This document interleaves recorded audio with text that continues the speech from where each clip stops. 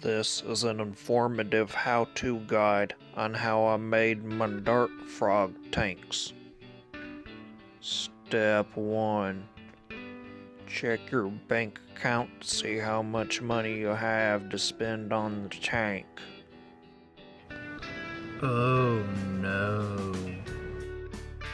Step 2. Scour the internet to try to find new and inventive ways to raise funds for your expensive hobbies. During lunch, Ralph showed him some pornographic pictures. Jimmy knew he shouldn't be interested, but, well, he was curious. What Jimmy didn't know was that Ralph was sick, a sickness that was not visible like smallpox, but no less dangerous and contagious, a sickness of the mind. You see, Ralph was a homosexual. So educational. Step 3. Using what we've learned. Public restrooms can often be a hangout for the homosexual. Suck dick for money in the public restrooms. With the funds taken care of, we can now buy the supplies and get to work. For this setup, I'm just using a small 10-gallon tank to house just 2 dart frogs. If you have frogs that will be much bigger, or more than 2 dart frogs, it would probably be better to get a larger tank. Step 4.5. Alright, the first step on putting the tank together is to put in the false bottom. Many different things could be used for it.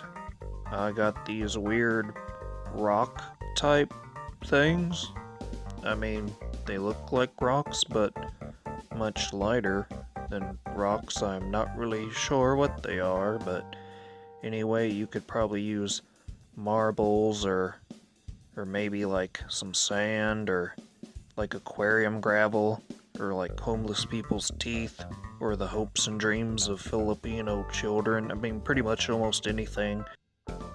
Step 4.7. Now we need to put in a substrate barrier to go over the false bottom, so that way it can have like a drainage layer thing, because I'm gonna have like live plants in here with some soil and whatnot, but I don't want the soil to go down into those little rock things, because that would kind of defeat the purpose. Step 6. Alright, now we're gonna be putting some organic potting soil in there. You could probably use topsoil, or I guess it depends on the type of plants you're using. Some plants might do well in coconut fiber or like some peat moss. Anyway, I find that potting soil works good, but also you want to make sure it ain't got no chemicals in it, because it could be bad for the frogs. I don't know what this white shit is here. Kind of looks like it could be some sort of chemical stuff, but it's supposed to be natural, so I guess we'll find out if the frogs die. Now for part 7. We gotta plant the plants in there, so we're just gonna get them in there, and you just kinda wanna, you know, just put them wherever you think they, you know, you might wanna, I mean, arrange them however you want. I'm just gonna put some here and there, and yeah, it's gonna look real nice. Alright, now that I got the plants in there, it's time to put some sphagnum moss in there, but to cover up the plants, to cover up the dirt and whatnot. But the sphagnum moss that I have at least comes in dried brick thing, so we gotta hydrate it first. Now, unfortunately, this hydration method takes quite a while, as you can see. I really wish there was a quicker way of you know, getting the water in there for it to soak, but unfortunately, I mean, nothing comes to mind. Alright, 10 months and 2 carpal tunnel surgeries later, we're all done rehydrating the moss. Now it's time to put the moss all up over on in there and whatnot. And all the nooks and crannies, try to cover up the soil as much as you can. And just like that. And just spread it around, and yeah, just like that. Alright, step 8 or 9, I'm not really sure. Fuck it. Anyway, we're gonna be putting the leaf litter in. We're gonna just kind of scatter it around like that, or kind of however you want. You got some bigger leaves that they can use as hiding places, and we got some smaller leaves.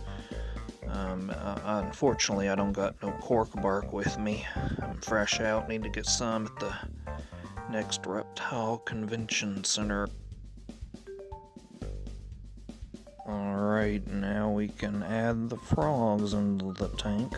Just get these cute little fellers in here.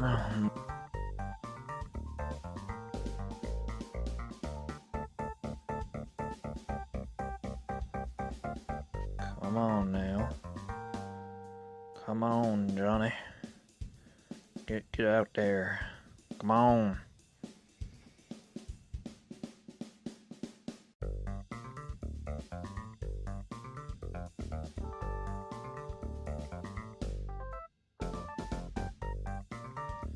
Alright, now we're gonna be putting like a solid glass sheet lid on top of it, and because we don't really want too much ventilation, we need some high humidity. And don't worry too much about the oxygen. The little frogs, they don't breathe too much. You're gonna be like opening the tank. Now, as you can see, I got the glass lid cut into like 2 sections, where one's a really long piece taking up most of it, but it's kind of hard to get it in and out, if you know what I'm talking about.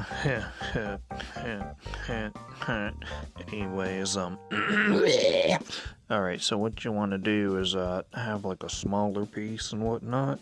And with the smaller piece, what we're gonna do is we're gonna got us a knob in here, and we're gonna take some super glue, and we're just gonna glue that bad boy on there. So we'll have like a way to, open this lid thing. Now for the very last step, this might be step 11 or something, I don't know, I lost track. Anyways, for the final step, we're gonna take this in here, and we're gonna sit it down right there, and it's gonna look real nice. It's gonna look real nice sitting on these nice pretty shelves.